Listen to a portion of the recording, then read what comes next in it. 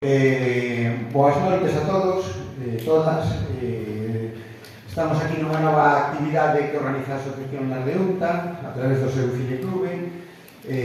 O noso cineclube leva desde o ano 2019 organizando actividades, pero, a verdade é que só reservamos a reserva que temos aquí no Teatro Alfonsetti para ocasións moi especiais, non? A vez pasada fixemos o ciclo de Oliver Laxe, no cal enchimos, este cine varias veces, co que arde, co ciclo que con outras películas de Oliver, e, esta segunda ocasión, é unha pequena unha ocasión que pensamos que é salientable, suficientemente salientable como para volver a pedir ao Teatro Alfonsetti para facer ver este documental sobre Correa Corredora, non?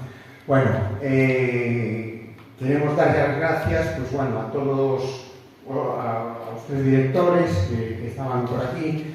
Queremos darle as gracias tamén a Miguel Ángel Fernambello que ven e, por suposto, ao propio Correa Corredora. Xa non sei se Xavier, Tono, eu como Xavier, me encanta que sea tocayo meu e tal.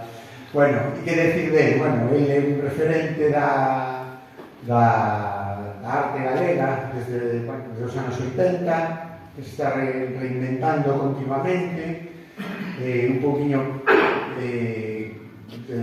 todos eses colectivos do Grupo Atlántica, o